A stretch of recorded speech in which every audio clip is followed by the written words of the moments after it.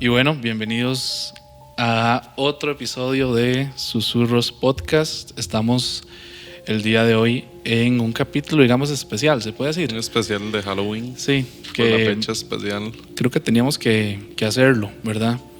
Es una fecha de que para todo lo que es relacionado a espantos, a sustos y a terror, hay que hablar un poquito de Halloween. Sí.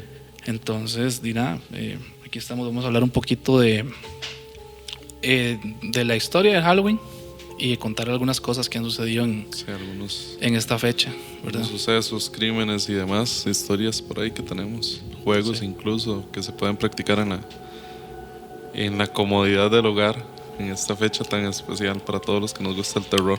Sí, ¿serán juegos recomendados o no recomendados? No recomendados, nada más los vamos a explicar un poquitito y ya.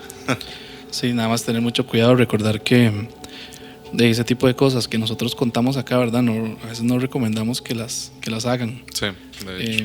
Es una cosa más investigativa que otra, ¿verdad? Entonces sí, vamos a empezar un poquito ahí para hablar de Halloween.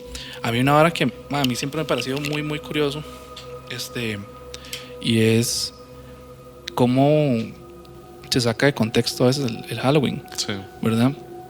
Porque si nosotros nos ponemos a ver, cuando uno lee un toque de dónde proviene, pues, y toda la historia de la fiesta, ¿verdad? Ve que realmente es una tradición celta, pagana y Sí, por ahí viene. eso le iba a decir, mae, que son tradiciones paganas en realidad, que la Iglesia Católica lo que hace es que las rechaza, porque como no vienen desde sus tradiciones, desde sus creencias, pero por ahí vamos a ver un poquitito también de cómo fue que esta fiesta se volvió más tradicional que otra cosa, ¿verdad? Sí, digamos, yo estuve igual leyendo un toque como para averiguar un poco más de lo que uno sabía.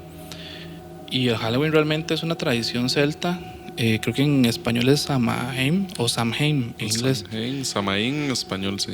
Exacto, que en teoría, dentro de lo que yo tengo, es una fiesta céltica que lo que marca es una época de transición, ¿verdad? Así es como nace, ¿verdad? Una época de transición, si no me equivoco, es como de la pasada, de ellos vienen del verano y toda esta parte, de la Sí. cosecha al invierno, ¿verdad? Un invierno, ¿verdad? Noches más oscuras, no pueden cosechar, Sí. todo este tipo de cosas. Y bueno, pues por supuesto ahí tiene su característica, digamos, folclórica que ellos le meten de la parte de los espantos y todo esto, ¿verdad? Que ellos también pensaban que como era una época de transición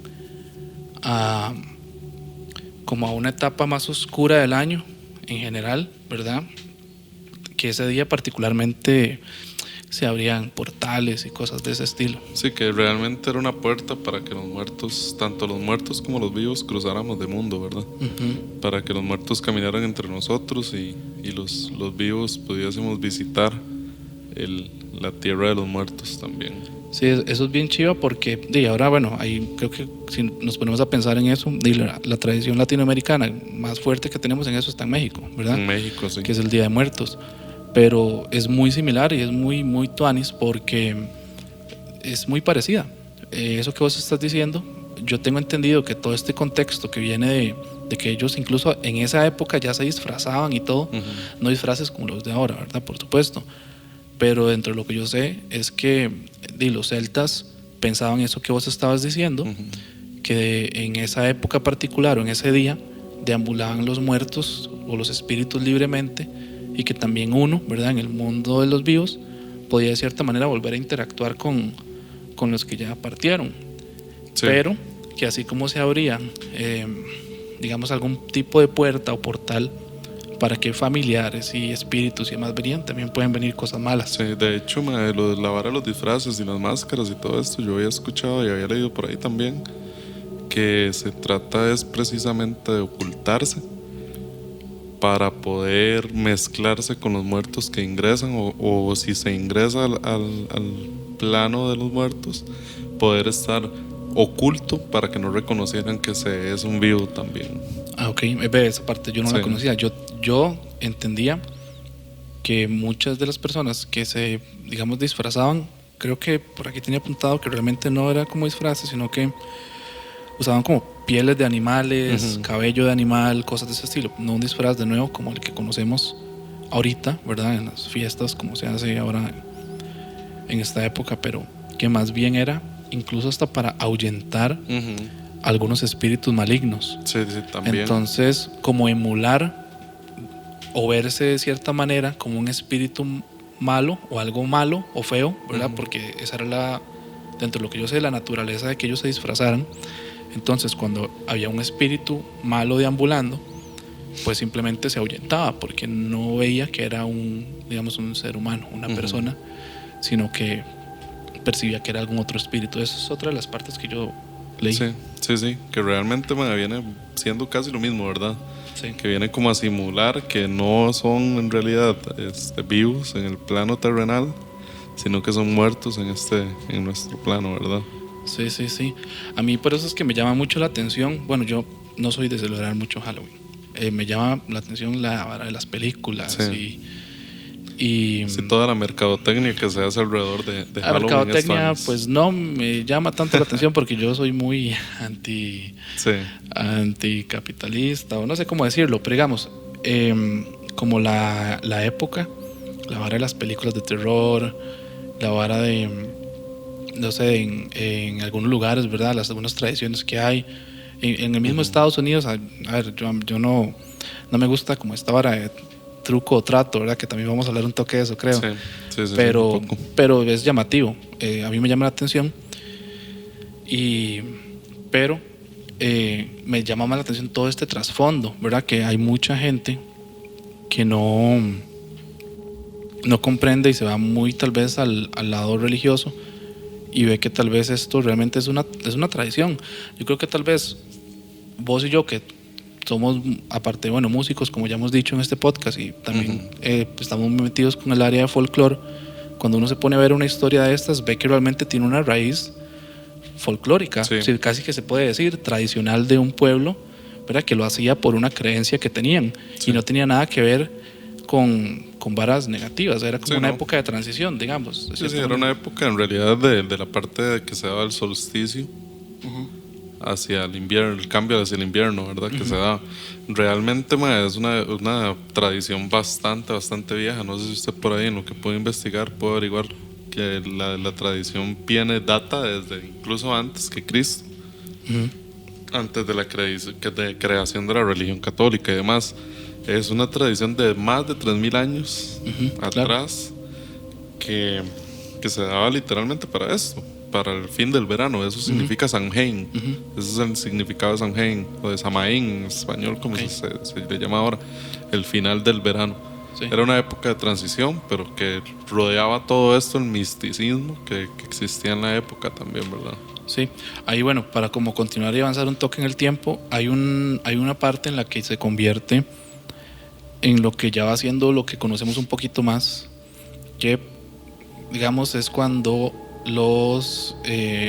se coloniza Estados Unidos, ¿verdad? Que empiezan irlandeses y personas de esta parte de Europa a emigrar, y también la iglesia cambia algunas fechas de algunas de sus celebraciones, y ahí es cuando cambia, digamos, o se convierte este Samhain en el All Hallows Eve, ¿verdad? Que es la víspera de Todos los Santos, y se llama la víspera de Todos los Santos porque la iglesia católica, y ojo, eso es viejísimo, en el siglo IV, según dentro de la info que yo tengo, ellos tenían en esa época una celebración que era para los mártires, que estaba y se celebraba el 13 de mayo, y que en ese momento decidieron, el Papa, que no tengo el nombre, no lo recuerdo realmente, decidió moverla al 1 de noviembre.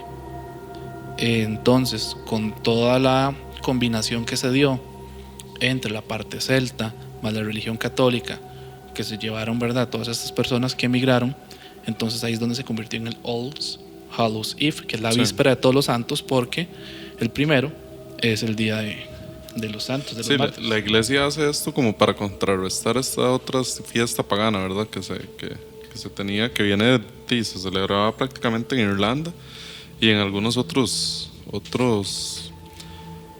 lugares que eran de tradición celta, como por ejemplo en Galicia también, que en Galicia hay una tradición celta bastante fuerte, ya lo hemos comentado en otros episodios. Sí, que creo que no vas a haber salido ese episodio para cuando tiremos este, pero... Sí, creo que no, pero por ahí lo van a ver en algún momento. Sí, ahí nosotros comentamos un poquito, bueno, así muy por encima, que nosotros ambos estuvimos en la región de Galicia, que tiene una influencia celta demasiado fuerte. Sí, también. De hecho, hay otra vara, bueno, que quería agregar dentro de todos estos cambios que se dieron con el Halloween. Se dio el cambio, ¿verdad?, por esta mezcla de la tradición celta con la católica, All Hallows Eve, que era el término que le pusieron. Después, la religión católica, el Papa también decretó que aparte del Día de Todos los Santos, que era este Día de los Mártires, el 2, o sea, el día siguiente, fuera el Día de los Muertos. Sí. Porque decidieron, en el 1, digamos el primero, se celebra a los santos, a los mártires. Pero ¿qué pasaba con todas las otras personas que fallecieron y no eran santos? Por así decirlo. Entonces ahí es cuando se decreta el Día de Muertos, el 2, ¿verdad? Y la festividad, bueno, ahora aquí en Latinoamérica, que dijimos que México es súper fuerte. Sí, en México es súper fuerte, digamos. Si usted se pone a ver la tradición mexicana del Día de Muertos, va muy ligada, porque según la tradición del Día de Muertos, se abre un puente para que las personas, para que los muertos vayan a visitar a sus familias, ¿verdad? Sí. Pero también se tiene la creencia de que en el Día de Muertos no solo pasan cosas buenas, sino que también se vienen entes que no son propiamente de este plano o que no han pertenecido propiamente a este plano. Creo que como todo, tal vez ahí este tipo de fechas generan mucha como energía, podría decir uno. Claro. Entonces siempre va a haber gente que se aprovecha de este tipo de fechas, de la energía que hay alrededor de este tipo de fechas, y para hacer cosas que tal vez no son adecuadas o debidas o no sé, malas. Sí, de hecho, todas estas cosas siempre se han aprovechado en la historia también. No sé si usted ha visto también, ahora que hace poquito pasamos lo del eclipse también. Eso eran épocas para que la misma iglesia o los mismos estafadores o lo que se llamara, hicieran que la gente creyera que ellos estaban creando todas estas cosas, ¿verdad? Y que se abrían portales energéticos, que realmente, si usted se pone a ver, mentira no es tampoco. Eso te iba a decir. Yo creo que si hay mucha gente, bueno, el eclipse que pasó hace poquito, ¿qué fecha fue? Hoy estamos grabando, esto es un domingo, el 14 de octubre, ¿verdad? El 14 de octubre. Sí, yo sí he escuchado y por ahí vi cosillas de que hay mucha gente que se aprovecha de este tipo de cosas para esos famosos portales energéticos que se abren para hacer cosas que no están bien. Pero bueno, sí, creo que es como todo ese misticismo, como vos decís, que rodea este tipo de fechas. Hay una vara también muy llamativa, al menos a mí, con esta fecha del Halloween en particular, que es cómo evolucionó también y cómo se fue transformando ya en la fiesta de mercadotecnia que vos decís, ¿verdad? Donde el famoso truco trato y la gente vestida de X o Y disfraz y así. Pero yo estaba también leyendo que hay ciertas leyendas que generaron muchas de las, digamos, tradiciones que hay ahora alrededor, digamos, del Halloween comercial. Si no me equivoco, vamos a ver, en el siglo XIX, yo tenía aquí anotado, dentro de lo que estuve leyendo, hay una tradición que se empezó a dar mucho, y aquí tal vez, bueno, voy a contar una historia, vamos a ver si tengo apuntados como los puntos más importantes, vamos a ver si me acuerdo, que se da en el siglo XIX, que es, bueno, todo el mundo ha visto las famosas calabazas, ¿verdad? Que la gente, ¿verdad?, les hace esa cara como tétrica, como macabra, sí. Exacto, como macabra, y que les pone una candela adentro y ese tipo de cosas. Pues resulta que yo no sabía, hasta que investigando hace un tiempo y leyendo un poco de ese tipo de tradiciones, esta vara de la calabaza viene de una tradición o de una leyenda celta, que es el famoso que le pusieron Jack O'Lantern. No sé si lo has escuchado. No, eso no lo he escuchado. Que a mí me llama mucho la atención porque se trata de un hombre que básicamente engañó al diablo. De eso es lo que se trata. Tuanis, ma. Entonces, se las voy a contar así, tal vez un poco resumidas, un toque larga. Tengo algunas anotaciones para que no se me olviden los detalles. Dale. Pero se dice que esto de las calabazas viene porque Jack O'Lantern es un hombre que cuando falleció ni quedó en el cielo ni quedó en el infierno. Quedó como en un intermedio lleno de oscuridad, y que lo único que encontró para poder alumbrar su camino fue una calabaza o tubérculos. Y lo que hizo fue hacerle un hueco, ¿verdad? Y ponerle algún tipo de fuego, que se supone que fue un carbón que tomó del infierno. Ese es el resumen de la historia. Sí, como la parte mística del porqué de las calabazas en Halloween, maestra Tuanis, en realidad. Sí, entonces voy a contarles así bastante resumido de qué se trata la historia. Dale. Se dice que Jack era un irlandés al que llamaban Jack el Tacaño, y que era un hombre bastante mentiroso, tramposo, que le hacía fechorías a la gente, aparte que le gustaba la bebida, vamos a ver, y que en una taberna una vez se encontró con una persona que no conocía. Él pensó que era un viajero, ¿verdad? Entonces pues estaba ahí en la barra, en la taberna, y se puso a conversar con él. Pero de pronto este viajero, entre comillas, ¿verdad?, con una sonrisa malévola, pues se le reveló a Jack y le dijo que era el mismísimo diablo, que era el demonio. Y que prácticamente por todas las fechorías que él había hecho, él mismo venía personalmente a cobrar su alma. Sí, era un arma valiosa para el diablo. Claro. Pero Jack era un hombre, como dijimos, tramposo, mañoso, astuto y demás. Entonces, como él pensó, esta va a ser mi última noche, ¿verdad?, le pidió al diablo que si podían tomarse un whisky para irse en paz, para irse tranquilo, ¿verdad? Ya mi último whisky antes de irme. Y procedieron a tomarse el whisky. Procedieron a tomarse un whisky. Le pidieron al cantinero que le sirviera el whisky. Y aquí viene el truco, el primero. Cuando se acaban el whisky y el diablo se lo va a llevar, él le dice que no tiene cómo pagar, pues que es lo que siempre hacía. Él no pagaba, ¿verdad? Aparte de borracho y tramposo y demás. Estafador, embustero. Estafador. Sí. Entonces le dice al diablo que él no quiere irse de esa manera. Que él sabe que él todo lo puede. Que por qué no se convertía en una moneda de oro para poder pagar el whisky. Y que cuando simplemente pagara su deuda, él volvía a tomar su forma habitual, o la forma de persona que tenía en ese momento. Y listo, que él iba a estar listo para irse, pero que no quería irse como mal, sucio, de no haber pagado su último trago. Entonces que el diablo se convirtió en una moneda de oro, quedó sobre la barra, y Jack la tomó y se la echó a la bolsa. Y lo que pasa es que él en la bolsa tenía un crucifijo. Lo ató. Entonces lo amarró. No podía volver a su forma normal. No podía salir de la bolsa de Jack. Vea lo tramposo que era. Sí. Entonces negoció con él, ¿verdad? Y le dijo que lo iba a liberar si él se iba y no se lo llevaba y no volvía al menos en 10 años, si no me equivoco. Creo que es la historia, por ahí. Entonces, pues el diablo, al ver que no tenía más opción, porque estaba amarrado, ¿verdad?, con el crucifijo ahí encima, en la bolsa de Jack, pues le dijo que sí. Lo sacó, lo liberó y se fue.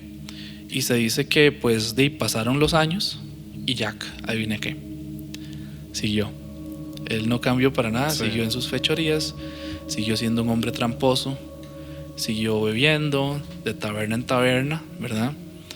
Y cuando pasaron estos 10 años, por allá, un par de días antes, Jack se acordó de que él había hecho un trato con el diablo y que la fecha estaba cerca.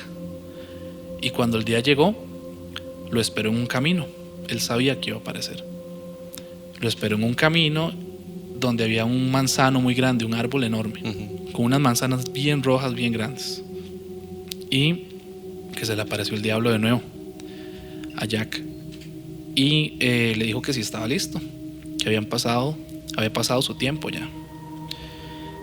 Entonces Jack le dijo que sí, pero de nuevo, otra artimaña.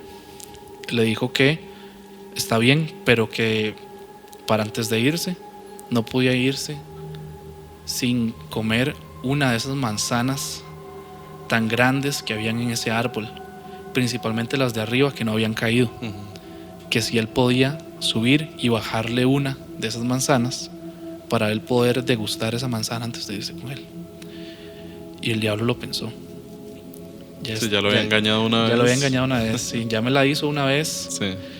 Pero tras analizar la situación, no vio por dónde lo podían volver a engañar. Entonces subió, ¿verdad? Sube, agarra una de las manzanas más grandes y cuando está arriba, Jack se va a la base del tronco y hace una cruz enorme, tallada en la corteza, como con una cuchilla o algo. Sí. Y el diablo de nuevo quedó amarrado, no podía volver a bajar. Entonces volvieron a negociar básicamente, y se dice que lo que le pidió esta vez Jack es que él nunca iba a poder cobrar el alma de él, nunca, a pesar de lo que pasara. Y tras las negociaciones, pues así lo acordaron. Entonces él hizo su pacto con el diablo y el diablo se fue y Jack pues siguió con su vida normal para él, ¿verdad? Dentro de las loqueras que hacía, ¿verdad? Sí. Siguió con su vida y una vida que no le duró demasiado de por sí.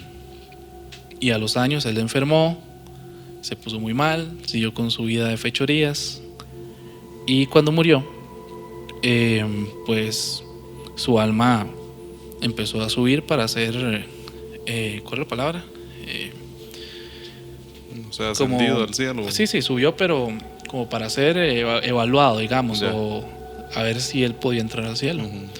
Y que San Pedro le dijo: no, papito, no, aquí no, vea la vida que usted llevó. Al cielo usted no va a entrar, pero hay un problema. Tampoco puede entrar al infierno. El diablo tampoco podría cobrar el alma. Entonces él dijo: bueno, me voy con el diablo. Y bajó al infierno. Y el diablo, con una risa malévola, grande y enorme, lo desterró el infierno también. Y ahí es cuando él empezó con este sufrimiento eterno de quedar en un limbo, en una oscuridad eterna. Y lo único que encontró entre esa oscuridad mientras caminaba y deambulaba eran esas calabazas o tubérculos o demás cosas que encontró, talló. Sí. Y que cuando él se estaba yendo fue el mismísimo diablo el que le tiró fuego y de ahí le agarró un carbón que es el que está encendiendo el fuego dentro de la calabaza. Sí, dentro de su calabaza. Y esa es la historia de las calabazas y de Jack O'Lantern. Tuanis, madre, está la historia en realidad. Sí, ¿verdad? Porque le da como ese toque de misticismo y demás a la parte real del Samhain o del Samaín, ¿verdad? Sí. Del por Halloween, eso yo digo, o sea, al fin y al cabo, esto es una leyenda de allá. Sí, como las leyendas que hemos contado en otros episodios nosotros, básicamente. A mí me pareció súper chiva, la verdad. No sé. Sí, está muy tuanis, la verdad. Me gusta porque sí, le da como ese misticismo que Halloween encierra, ¿verdad? Porque Halloween, a pesar de ser una fecha que muchos la tomarían como normal, es algo que sí da como su sustillo, como que sí da como esa vibra extraña, ¿verdad? Sí. Yo había leído un poco también sobre la tradición de esto de las calabazas, ya un poco más aterrizado en la realidad, que habla de que no se usaban calabazas en la época celta, sino que se utilizaban naos que se tallaban como calaveras y dentro se les metía una candela. Esa es la palabra que andaba buscando yo hace rato y no recordaba. Dentro naos. De lo que es los naos, exacto. Sí, entonces estos ahuyentaban, a los malos espíritus que quisieran acercarse o o a los fantasmas que quisieran acercarse a algún hogar, ¿verdad? También. Era como protección, por así decirlo. Sí, como una protección. También estaba leyendo por ahí que no solo se creía en la existencia de espíritus en el Samhain, sino que también se hablaba de que hadas y trasgos aparecían al abrir la puerta de los dos mundos, ¿verdad? Que estos seres podían entrar y que había que tener mucho cuidado porque hablaba de que si el visitante era un hada, iban a tener mucha suerte. El visitante en las casas iba a ser un hada, tenían que tener mucha suerte durante el siguiente año en las cosechas y demás. Pero también hablaba de que si era un trasgo, la temporada iba a ser la peor para esa familia. ¿Qué es un trasgo? Un trasgo, es que como lo explico, ¿usted ha visto El Señor de los Anillos? Ajá. Sí, como no. Como los orcos. Es parecido a un trasgo, nada más que es un ser pequeño, como decir un duende, pero muy feo. Ok. No, y es muy llamativo también porque todo esto envuelve mucho lo que uno conoce de las tradiciones de los celtas, porque ellos hablan mucho de hadas, de duendes, de claro. seres, y no sabía qué era, honestamente. Sí, los trasgos en realidad son eso, mae. Pero sí, es vacilón, mae, que se mezcle tanto con estos seres de la criptozoología. Se le llama a la pseudociencia que estudia los seres místicos, que no son seres humanos ni fantasmas ni nada de esto, sino que son como animales, como el chupacabras y toda esta hora entra dentro de la criptozoología también, que por ahí podríamos después hacer un capítulo sobre criptozoología, que sería es bastante interesante. Ahí no sé si entrarán los duendes como los conocemos nosotros en Latinoamérica. Sí, todo esto entra dentro de la criptozoología. Los aluches, los duendes, okay. Las hadas. Más bien con X, ¿cierto? Sí, aluches es. Okay. Sí. Pie grande, todo esto dentro de la misma criptozoología también. Okay. Pero sí, entonces eso era parte de la tradición del Samhain también, de ver si llegaba un hada a la casa. Que eso es otra vara. Las hadas no son como nosotros nos las imaginamos. Sí, no es Tinkerbell no. Eso ya es muy de esta plataforma, ¿verdad? Que no vamos a decir el nombre. No. Pero sí, es muy de eso.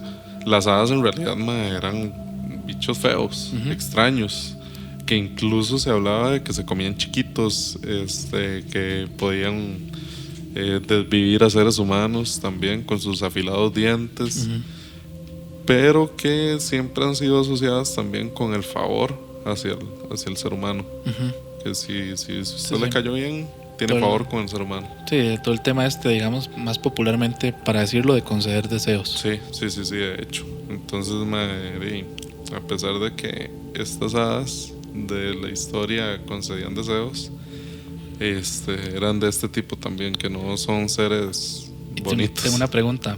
¿Cuál? Se supone que estas hadas que digamos son más llevadas a la realidad, ¿verdad? Si te conceden algún tipo de favor, ¿lo cobraban? No. Se supone que no. Se supone que el favor que estas hadas hacen es porque usted realmente es una buena persona y les cayó bien, por así decirlo. Ok. Entonces, sí, no como lo primero que se me viene a la mente, la Santa Muerte, ¿verdad? Que todo el mundo habla que solicitar un favor a la Santa Muerte es tienes que pagarlo. Ahí hay opiniones encontradas, metiéndonos un poquito en esto. Yo creo que también rodea el tema del Halloween, ¿verdad? De toda esta parte de portales y demás. La Santa Muerte, de lo que he escuchado, es que la Santa no le cobra, pero que sí hay como un cierto misticismo alrededor de todo esto, ¿verdad? No sabría decirle la verdad si fuera así, porque yo no soy santero, primero que nada, ni creo en la Santa Muerte, ni nada de esto. Pero sería bonito investigar el tema un poquito para traerles un capitulito. Creo que aquí en Costa Rica no es tan fuerte tampoco la tradición de no seguir sé, la la Santa verdad. Muerte. Yo sé que en México y en Guatemala sí es algo muy fuerte, muy arraigado, pero acá no sabría decirle. Debe haber gente que tal vez tenga su culto a la Santa Muerte, porque sí, porque es una tradición que a partir de los medios también se ha popularizado, una religión que se ha popularizado, una secta, no sé cómo llamarlo, la verdad. Sí. Pero sí se ha popularizado bastante, man. Y no, buenísimo. Sí. Creo que nos desviamos un toque ahí, pero, Sí, pero está interesante. Pero es parte de todo, ¿verdad? Sí, sí. Para continuar un poquillo con la leyenda del Samhain o el Samaín, hablamos ya de la tradición más propiamente irlandesa. Sí. Pero, como les decíamos, en otras regiones celtas también se practica mucho esta tradición. De hecho, en Galicia se está tratando de volver a recuperar la tradición del Samaín o del Samhain para ¿cómo se llama? Contrarrestar un poco la parte del Halloween. Del Halloween estadounidense, sí. Que dentro de este hay una leyenda que creo que es la más terrorífica de la parte gallega, que era algo que ya habíamos hablado un poquitito también, de la Santa Compaña. Ah, sí. Sí, la Santa Compaña es una de las leyendas gallegas más famosas, que gira en torno al Samaín. Y esta historia cuenta que un grupo de difuntos vestidos de blancos y con cirios en las manos, los cirios son estas velas gigantes que se usan en la iglesia, ¿verdad? Sí. Se pasean por las calles de los pueblos. Lo curioso es que no es un muerto el que los guía, sino que es un vivo que anuncia la muerte de la primera persona que se les cruce. Por este motivo es que en esta región española se evitaba lo más posible salir a la calle cuando el 31 de octubre, porque la Santa Compaña podía llevárselos al otro mundo. Claro. Después hay una tradición por ahí también que he escuchado de la Santa Compaña que habla de que ella va a acompañar a las personas hasta su hogar para cuidarlos. Pero que esta vara, que está dentro del Halloween o del Samaín, en este caso, que en realidad no es para acompañar, está acompañando a las personas hacia su muerte. Ok. Esa es la parte gallega de Galicia. Más fuerte, más arraigada, la leyenda más arraigada en torno al Samaín. Mae, está muy interesante, la verdad. Mae, sí. Yo había escuchado, pero no sabía que era realmente para llevarlos a su lecho de muerte, por así decir. Y bueno, imagínate, no sé, salir en esa fecha y realmente toparte con la Santa Compañía. Sí, está bonito. Habrá que investigarlo. Ahora que lo pienso, ¿será que algún tipo de conjuro que estos maes puedan hacer puede evitar que eso no suceda? Como los que vimos nosotros, sí, ¿verdad? como el que vimos. Como el que vimos nosotros. Que ya les habíamos comentado, quién sabe si tendrá como de ese lado. Tal vez sí, porque ese conjuro que nosotros vimos era como también para alejar los malos espíritus, ¿verdad? Por eso lo digo. Bueno, para ponerle contexto, creo que no haber salido. No haber salido, sí, tiene razón. Pero nosotros estuvimos en Galicia, en Monterroso, donde había una energía demasiado interesante, muy chiva, y pudimos presenciar un conjuro de queimada, que es un conjuro, básicamente es un caldero con fuego, con ciertos ingredientes positivos, por así decirlo, para ahuyentar malos espíritus, el mal de ojo, protección, todo, o sea, protección en resumen.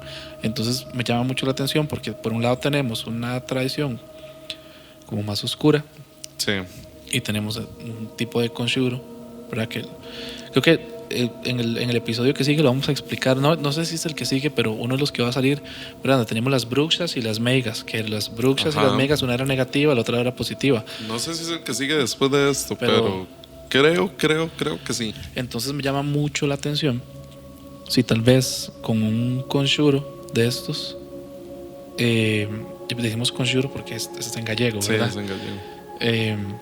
Se podría evitar o tener algún tipo de protección contra la Santa Compañía. Eso ya habría que investigarlo un poquitito más a fondo, porque sí. A modo de juego, estaría interesante también buscar a ver ver la forma de poder estar en Galicia un 31 de octubre, a ver 31. si pasa realmente.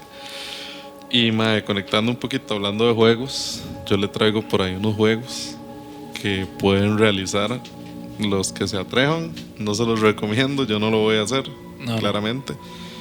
Que puedan realizar en Halloween, para los que son un poquillo más atrevidos, ¿verdad? Más animosos. El primero yo creo que es un juego bastante conocido, que es el juego de las escondidas, pero en su versión japonesa. En su versión japonesa tiene el nombre de Hitori Kakurembo.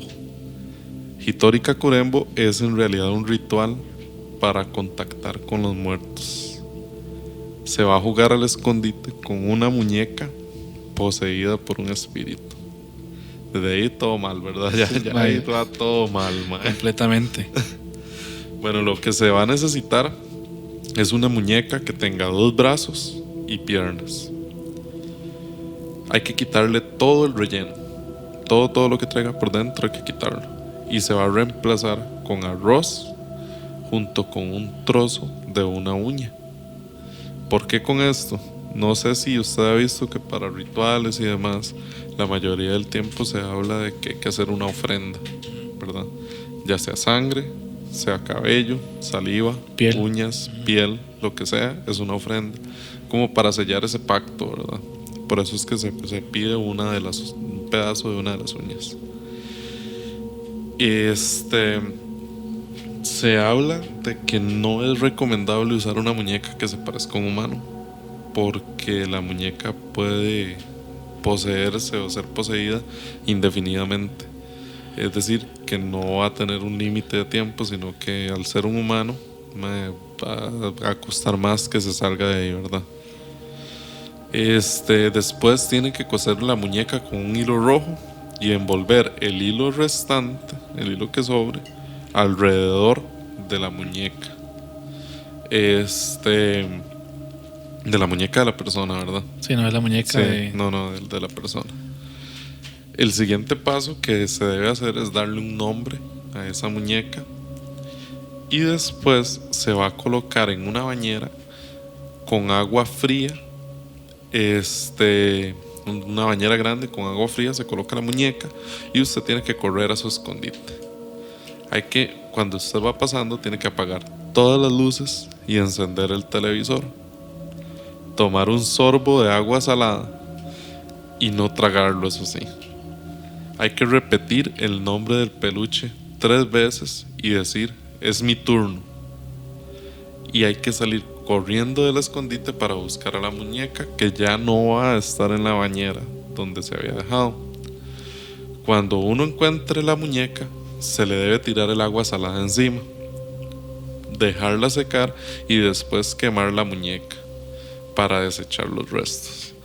Las evidencias o las personas que por ahí leí, no sé si será cierto, no creo, pero no dejo de creer tampoco, dicen que las personas que no encontraron la muñeca han tenido o desenlaces fatales o que esa misma muñeca lo sigue molestando hasta este momento. Como parte de ese ritual. Está bien pesado. Está pesado, sí. Con solo el hecho de usted dejar una vara ahí, algo inerte puesto, y llegar y no verlo más. De hecho, yo no lo había escuchado, pero lo que pensé, y no quise interrumpirte, es que más bien la muñeca tenía que encontrar a la persona de alguna manera. O sea, que era uno el que se escondía. Ajá. Pero no suena como algo que yo quisiera jugar. Hay otros juegos que sí he visto que van a ser su rival. De hecho, traigo uno también, que si quiere lo conecto de una vez con el pasado, que se llama Huesos Secos. Este ritual o este juego, no sé de dónde le ven cara de juego, pero es un juego también. Va a ser parecido, pero lo que usted me está diciendo va a ser al revés. La muñeca lo va a perseguir a uno. Aparte de eso, no va a ser una muñeca nada más, sino que va a ser un demonio el que posea esa muñeca. Lo que usted va a necesitar es un espejo, un baño en un espejo en el baño, perdón, una vela y fósforos. Solo se puede empezar a jugar a las 12 de la noche. En punto, no se puede pasar 12 y 1 en punto, perdón. No se puede pasar mucho, no se puede pasar más de eso ni adelantarse. Tiene que asegurarse que está solo, cerrar todas las puertas y ventanas de la casa. Ahora, se va al baño, se mira en el reflejo y mientras escucha a su alrededor, si oye algo, hay que salir de la casa corriendo. Quiere decir que el demonio está cerca. Y si hay un silencio mortal, entonces hay que permanecer quieto, encender la vela con un fósforo y dejar que se consuma. Hay que tumbarse en el suelo o acostarse en el suelo y decir en voz alta: sé que estás ahí y te doy la bienvenida a mi casa. Ven ahora. No, eso no se hace. Mal, eso no mal, se hace. todo mal, man, ya iba todo mal. Luego hay que ir a una habitación, a la más grande que haya en su casa, y esperar un crujido que indica que el juego comenzó. Hay que esconderse hasta las 3 a.m. y si uno lo logra, va a ganar, pues, pedir un deseo que se cumplirá al día siguiente. Es decir, este ente demoníaco va a cumplirle a usted un deseo que no va a estar bien, pero bueno. Para terminar el ritual se debe decir: gracias por jugar, pero por favor vete ahora, ya no eres bienvenido. Hay que asegurarse que el deseo no será dañino para nadie, porque si no... Esa última parte, como si eso pudiera hacer que un ente se vaya, ¿verdad? Exacto, si es un ente demoníaco, man. No se puede echar así como así, pero bueno, es parte del ritual, man. Eso me recordó a uno que yo conocía, no es un juego, sino que era un tipo de ritual para atraer entes o espíritus a la casa, que también tiene que ver con velas, que hay que salir de la casa 3 veces. Ajá. Sí, ahí luego lo podemos comentar, porque sí, ahorita tal vez no calza mucho, pero me recordó porque fue muy similar. Y también incluso escuché, hay varias versiones como en todo, ajá, que sirve para incluso por aquí lo tengo. Incluso para atraer cuando alguien tiene un viaje astral y no puede regresar. Sí. Como que vos tengas un viaje astral y no puedes regresar y estás ahí, yo puedo traerte de vuelta con eso mismo, sí, a la casa, porque vos vas a ver esa luz que está como llamando. Pero bueno, eso es tal vez para otro día. Sí, está. Son juegos pesados, man. Bueno, yo les traía esos juegos que tenía por ahí. Que se atreva a hacer lo que nos cuenta, ¿verdad? ¿Cómo le fue? No, man. Si sobreviven. No recomendamos hacer este tipo de cosas. Solo es para entretenimiento meramente. Porque no queremos cargar con la conciencia con alguien que se arriesgue, y es que son cosas muy pesadas, digamos, sí. Como hablamos, y esto se conecta completamente con lo que dijimos al inicio. Es que es una fecha desde la tradición original que se supone que se abren puertas. Sí, claro. Y cuando se abren puertas no necesariamente son puertas buenas. No, entonces hay que tener mucho cuidado porque desde los celtas, que creían que era simplemente ese intercambio de espíritus buenos versus espíritus malos y demás, pero no, hay mucho alrededor, energía, espíritus, hay que tener mucho cuidado. Yo con esas cosas sí soy muy cuidadoso, la verdad. Pero bueno, hay un tema. Bueno, no sé si tenés algo más sobre juegos o... No, sobre juegos no, mae.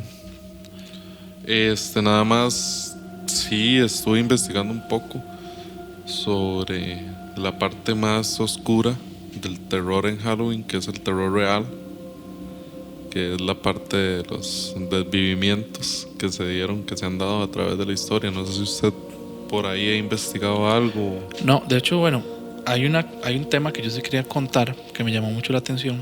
Para ver, por aquí apunté los nombres y tal vez luego podemos pasar con alguna de esas historias que vos tenés. Sí. Porque a mí me gusta mucho, como dijimos antes, a mí todo el tema de Halloween, la parte de las películas de terror y todo ese tipo de cosas, incluso el surf tiene tiene un algo oscuro, ¿verdad? Sí, No sé sí, si sí. hablamos del surf, ¿verdad? Del género surf, Sí. que se utiliza mucho en películas de terror, sesenteras y cosas Sí. de ese estilo, blanco y negro y así. Es muy chiva. Entonces, hay un clásico que es la película de Halloween, que es la de Michael Myers. La de Michael Myers, Que buenísima, man, esa película. es un prácticamente se puede decir que es un ser humano, pero súper, ¿cómo llamarlo? Súper fuerte, súper casi no es humano, casi Sí, es que más casi bien invencible, casi Michael invencible, Myers. ¿verdad? Dentro de las películas, pero se supone que eso está basado en un hecho de la vida real, o al menos eso es lo que yo siempre supe. Sí. Y a mí me llamó mucho la atención porque de dónde se habrán inventado, ¿verdad? La historia. Y es como de las más conocidas de esta época. De ahí tal vez podemos brincar luego a los hechos reales. Pero Sí. digamos, a mí me llama mucho la atención y es de mis películas favoritas. Bueno, esa y la de Jeepers Creepers también por ahí. Mae, genial Jeepers Creepers, la última. Se Mae, pasearon en todo. y me encanta, ¿sabes qué me encanta? Bueno, y ahí nos vamos a desviar un poco. De Jeepers Creepers, la música de Jeepers Sí, Creepers. claro, es buenísimo. Es buenísimo. Pero Jeepers Creepers, las primeras, ¿verdad? Las Sí, originales, mae. las originales, claro. Porque ya ahora, de verdad, yo llevaba unos compas, mae, como anécdota, llevaba unos compas para el cine y yo, mae, vamos, porque hay que ver Jeepers Creepers, está buenísima esa película, no sé qué, y fijo, el remake va a ser bueno. Ay, mae, qué decepción. No, yo en Halloween, creo que el año pasado la vi. Sí. Pero bueno, para no desviarme del tema, Jeepers Creepers, véanla. Si no saben qué Sí, es véanla. ese tipo de que es terror en carretera, ¿verdad? Sí. Persecución y en esos pueblos alejados. Sí, sí. Cada Buenísimo, cuánto es que mae. salía a comer, 22 cada años, 22, 23 años. por ahí andaba. Bueno, creo que el año pasado es que le tocaba salir Sí, a comer. no salió. No salió. Y si salió, se comió lo que tenía que comerse, no nos dimos cuenta. Sí, pero bueno, con el tema de Michael Myers, a mí también me gusta mucho. Pero resulta que eso se supone que deriva de una historia real. Sí. Que el director o el creador, John Carpenter, cuando le pidieron que creara o que se generara un guión para crear esta película y demás, él había conocido un niño. La historia la conozco, vamos a ver, espero que no se me olvide ningún detalle. Que este niño él lo había conocido, por algún motivo le había visitado algún centro psiquiátrico y que había un niño casi adolescente, no sé, 13, 12 años, creo que por ahí es donde andaba, un poquito más tal vez, y que él recuerda que nunca había visto una mirada tan penetrante y tan malévola y malvada en una persona como la de ese niño. Y de ahí se inspiró, y pues resulta que fue que este niño fue un niño que pues mató a su familia, a sus padres y a una hermana, si no me equivoco. Ahí me corrige si alguno conoce la historia, pero creo que la raíz de todo esto, y de nuevo estoy así recordando, ¿verdad?, lo que conozco de la historia, que me llamó mucho la atención, es que estos señores, ¿verdad?, tuvieron un hijo, y que en el hospital, por jugar una broma, alguna de las enfermeras cambió al niño con otra pareja. Cambiaron a los bebés. Pues ellos no se dieron cuenta inicialmente, pero posteriormente sí. Y cuando este niño, que en la vida real creo que se llamaba Stanley Steers, se dio cuenta de esto, bueno, los papás ellos primero lo empezaron a tratar mal, porque no era su hijo, ¿verdad? Y hicieron todo el pleito ¿verdad? Y la burocracia para ver qué pasó realmente con cuál era su niño, pero ya estaba grande, o sea, era muy difícil, ya habían pasado años de eso. Entonces no lo querían, lo trataban mal, en resumen. Y pues el niño, dentro de todo lo que le hacían, pues empezó a generar un odio tan grande que los asesinó. Y a una hermana, creo que sí era, esa hermana sí era hermana, era hija de los padres, ella sí. Y pues terminó en un centro psiquiátrico, y que también se escapó y también siguió como con su ciclo de criminal. Sí, criminal. Entonces esa es la historia de Michael Myers. No sé, así muy resumida. A mí me llama demasiado la atención porque yo no sabía que la famosa película de Halloween estaba basada en algún hecho real. Sí, yo tampoco. La verdad es que hasta ahora que usted me lo está diciendo me estoy dando cuenta. Porque son películas que son demasiado fantasiosas, ¿verdad? Una persona que es un criminal que prácticamente desvive a sus víctimas de formas inimaginables. Sí. Parece muy ficticio, Sí, pero viéndolo bien puede ser algo muy viable que sea la vida real, claro, también. y lo que dice este tema de John, que es el que creó la película, John Carpenter, es que de verdad él no había visto nunca una persona con esa mirada tan dura, tan malévola, tan penetrante como la de esa persona. Niño.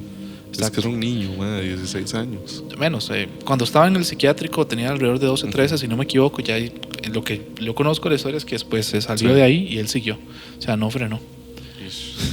Qué duro, y ahí es donde se viene la película de Halloween. Pero sí, sí. Muy chiva, muy llamativa. A mí me claro, demasiado, más viendo el contexto de la película, ¿verdad? También. Sí. De lo que trata, todo. Es interesante, Pero de ahí podemos brincar a lo que yo creo que vos ibas a decir, Ajá. que son eventos que sí se han dado de terror real en esa época.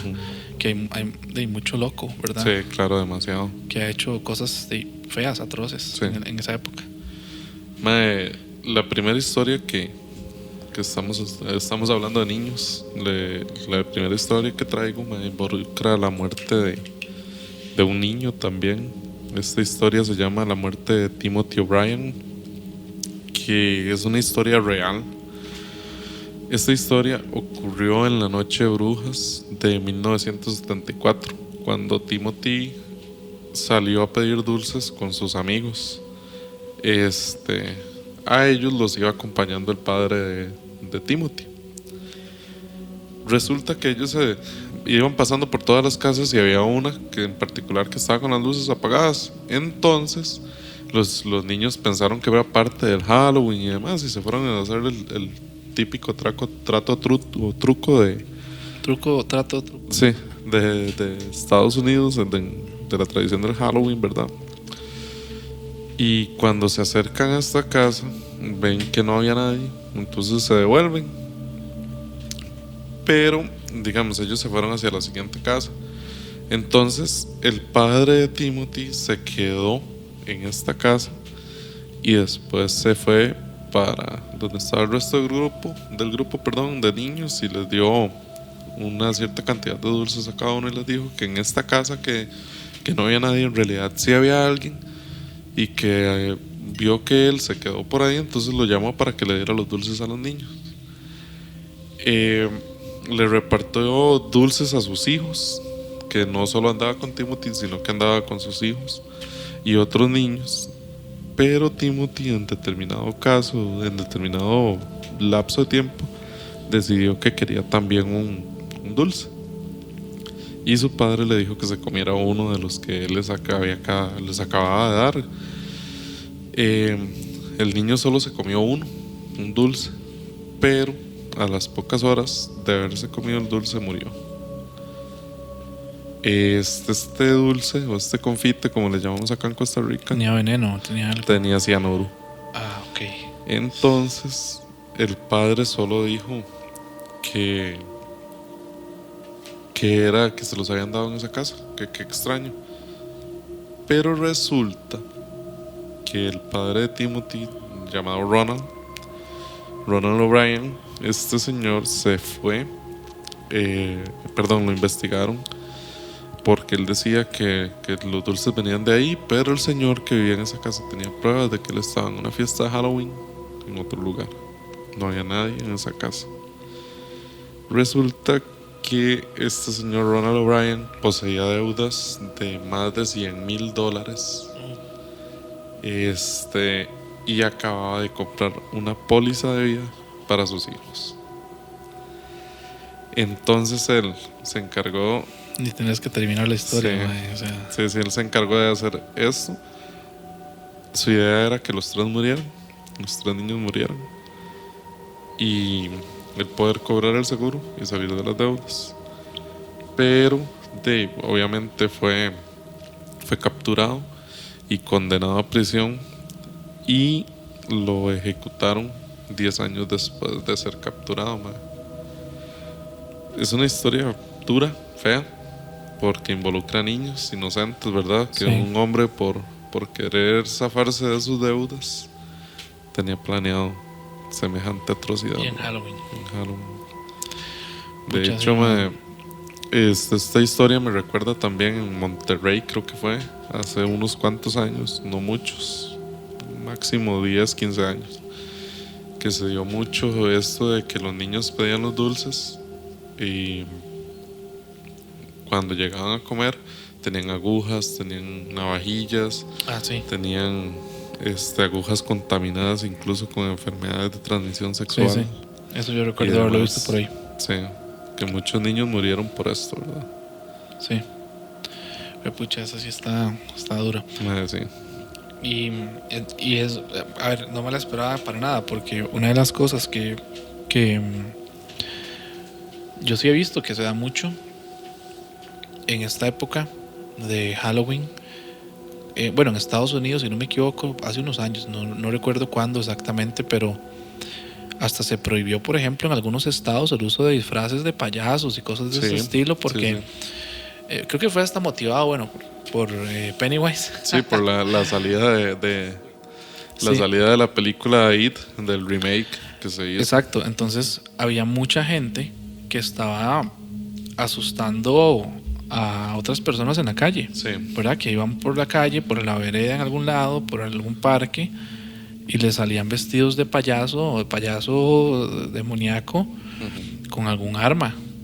Sí, que incluso en Japón se llegó a hablar de asesinatos, crímenes. Hubo uno en el metro, pero no sé si fue en Halloween, honestamente no lo recuerdo. Yo sí había visto que para esas épocas en Japón sí se había llegado a hablar de esto y que sí habían habido crímenes de personas vestidas de payaso. Pero, y que en Japón haya algún evento de ese tipo es muy fuerte, porque ahí sabemos que culturalmente la criminalidad es bajísima. Sí, de hecho había un montón de videos en Reino Unido, en España, en Inglaterra, en Italia, demás, que estaban... Era un fenómeno a nivel mundial. Pero digamos, a mí en Estados Unidos no me extraña en lo absoluto. Sí. Perdón, con todo respeto, pero pues, es una cultura muy... Hay mucha violencia alrededor de cómo ellos viven su día a día. Yo sí me acuerdo de haber visto, no recuerdo en qué años fue, si alguien sabe que lo ponga en los comentarios, pero que algunos estados tuvieron que prohibir que en Halloween la gente se disfrazara de ese tipo de payaso, porque como había algunos que era simplemente un susto que le pegaban a la gente, había gente que que mataron. Sí, claro, es súper peligroso. Es una época que se presta mucho para eso, porque yo llego, me visto, transformo completamente mi cara por la de un, no sé, lo que sea, payaso. Haces algo y quién fue. Sí, nadie sabe nada, un demonio, nadie va a saber nada. Sí. O incluso estos trajes, que como hace un tiempo que se puso muy de moda, el de esta, ¿cómo se llamaba? La que había hecho Margot Robbie. La novia del Guasón. Ok, la novia del Guasón, sí, ok. Sí. Que todas andaban vestidas de ella, o todos andaban vestidos del Guasón.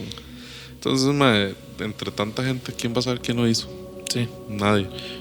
Sí, yo me imaginé algo así cuando ibas a contar la historia, pero sí, me chocó un toque el tema de que me hiciera eso con los niños. Sí, ¿verdad? Sí. Pucha, está duro. ¿No tendrás alguna otra? Sí, tengo un par de historias más por ahí. No sé si usted tiene alguna para que nos... No, realmente, bueno. No, dale con otra. Esto es como un top 5 que por ahí hice de todo lo que pude investigar, que en realidad son historias bastante tal vez fuertes. Podemos tirar un par más. Sí, claro. Llevamos llevamos más de una hora hablando. Sí, yo creo que sí. Pero bueno, iba a ser un especial ahí medio corto. Y resultó. Es que hay mucho, la verdad. Es que en Halloween hay mucha tela que cortar, claro. También. Es una vara que usted, si se pone a darle vueltas, puede encontrar desde rituales, puede encontrar todas estas cosas macabras que pasan. O incluso esto que estamos hablando, el terror real de personas que se aprovechan de la fecha para cometer sus crímenes. Exacto. Dale con otra, dale. Voy ahí con el crimen de la familia Liske. Esto es una historia que se dio también en Estados Unidos. Resulta que en 2010 Devon Griffin, de 16 años, regresó a su casa y encontró en el piso los cuerpos de su hermano, de su madre y de su padrastro. Se creía que había sido William Liske Jr., que él había cometido estos asesinatos, estos crímenes. Él era hijo del padrastro de Devon y este joven padecía de esquizofrenia y de otras enfermedades mentales. Resulta que la policía investigó estos crímenes y se dieron cuenta que el que en realidad había asesinado a la familia había sido Devon Griffin. Él fue el que asesinó a toda su familia y fue condenado a 3 cadenas perpetuas, una por cada miembro de su familia. Pero fue encontrado desvivido 5 años después de entrar a prisión. Él mismo se quitó la vida. Pucha, sí. El mae quiso hacerlo como parecer que él los había encontrado. Que los había encontrado, digamos, no se sabe el motivo de por qué él los asesinó y demás. Pero sí fue culpa de él, digamos. Pucha. Y por ahí le traigo la última historia. Dale. Que ahora habla de unos jóvenes, Lawrence Whitaker y Roy Norris. Ellos dos recibieron el nombre de los Toolbox Killers, que son los asesinos de la caja de herramientas, ¿verdad? Se les llamaba así porque ellos usaban herramientas del hogar, de bricolaje normal, para infligir torturas a sus víctimas. Eran 2 adolescentes que vivían en Los Ángeles. Esto fue en 1979. Ellos ofrecían llevar a la gente a la, digamos, estos que piden ride en la autopista. Okay, sí. Se ofrecían a llevarlos y luego los arrastraban hasta lugares muy remotos donde hacían cosas con sus cuerpos, los torturaban y luego los desvivían para tirarlos en el bosque.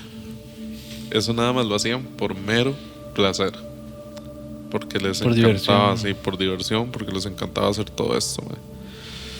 ¿Y eso dónde era? Esto era, no dice realmente dónde, en Los Ángeles, perdón, sí decía, en Los Ángeles era, okay, que ellos lo realizaban. Dentro de sus muertes, ellos eran asesinos seriales, y dentro de sus muertes destacaban la de Shirley Ledford, que fue en 1979, en Halloween de 1979, perdón. Esta chica tenía solo 16 años y estaba haciendo el famoso autostop, que es el pay ride en carretera, y terminó en la calle, en el carro de estos 2 jóvenes, de los Toolbox Killers. Ellos la torturaron con sus herramientas, la forzaron a tener relaciones sexuales y después de eso la asesinaron. A raíz de esto, estos hombres fueron arrestados y como eran asesinos seriales, entonces fueron sentenciados a muerte por todos los asesinatos que tenían en su haber. Esta historia en realidad a mí no es que me gustó, porque obviamente esas cosas no gustan, pero me llamó la atención, porque ¿a qué puede llegar el ser humano, madre? ¿Qué tan trastornado puede estar una persona para simplemente infligir daño o dolor a alguien más por placer?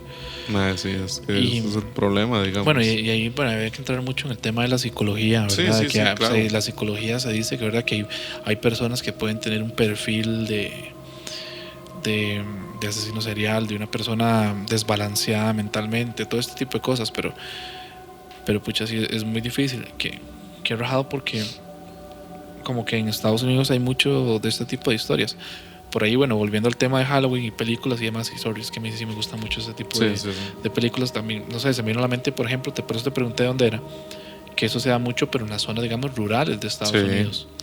Sí, en esas carreteras enormes que hay, ¿verdad? Donde no hay nada más que bosque o montaña. Ahí sí, no sé, se supone que Masacre en Texas está basada en un hecho de la vida real también, ¿verdad? Y que fue una vara similar, que había una persona que simplemente lo que hacía lo hacía por placer. Y no sé, es muy loco, ¿verdad? Hasta dónde puede llegar la maldad.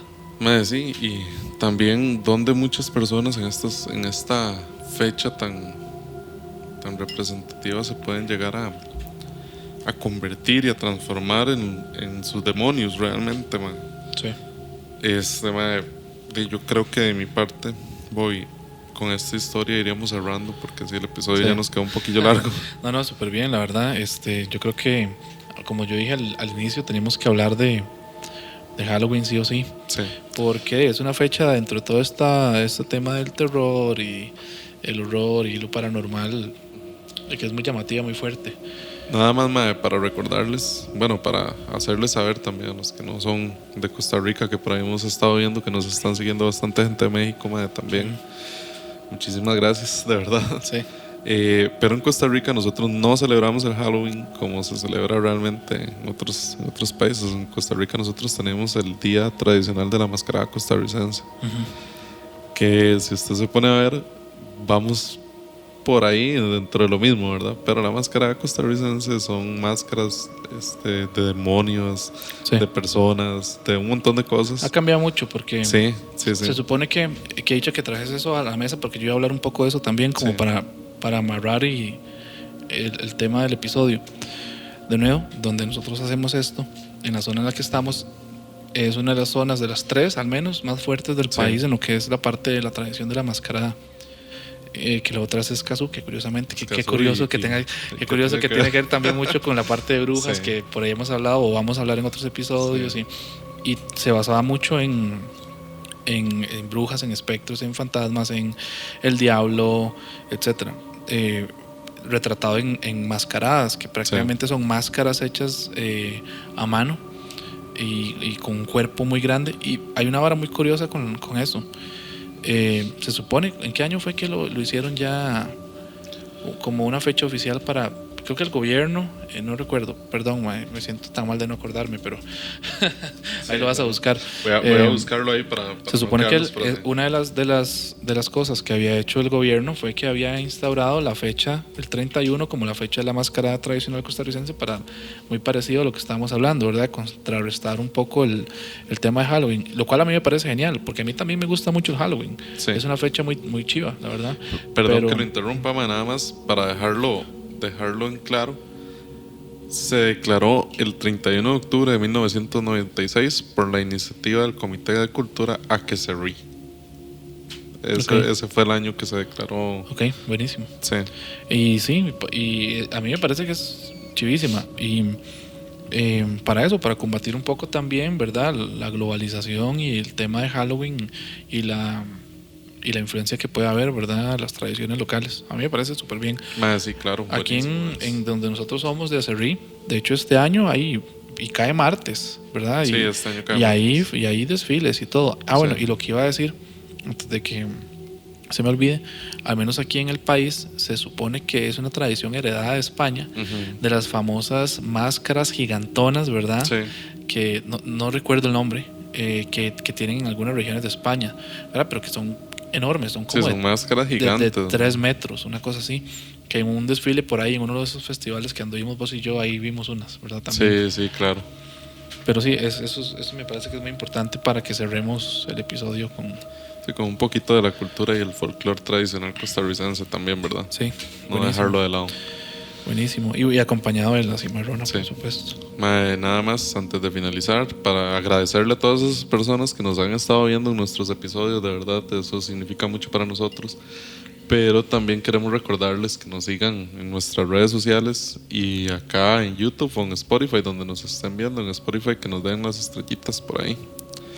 De verdad les agradecemos mucho. Nos pueden buscar en redes sociales como Susurros Podcast CR, en Facebook, en Instagram, y en todas las plataformas de streaming, YouTube, Spotify, Apple Podcasts, Google Podcasts y demás. Nos pueden encontrar como Susurros Podcast CR. Muchísimas gracias a todos de nuevo y esperamos que este episodio especial de Halloween les haya gustado. Sí, y agradecerle a las personas que nos han enviado historias. Creo Sí. que uno de los episodios anteriores que lo que hicimos fue contar historias como cuando éramos niños, Sí, ¿verdad? man. Básicamente a la Solo gente nos faltó la fogata o Sí. la vela por ahí. a la gente le gustó mucho. Entonces recordarles una vez más, envíenos las historias. Si ustedes quieren que nosotros contemos algo paranormal que les haya sucedido a alguno de ustedes o a un familiar, un amigo, algo, envíennoslas al correo. Toda la info va a quedar ahí en las descripciones de la red respectiva donde estén viendo esto. Sí. Y nada, buenísimo. Creo que con eso terminamos, Con ¿verdad? eso nos vamos. Gracias el por día de ver hoy. y este fue, bueno, un episodio especial ahí de Halloween de Susurros Podcast. Gracias. Gracias a Dios.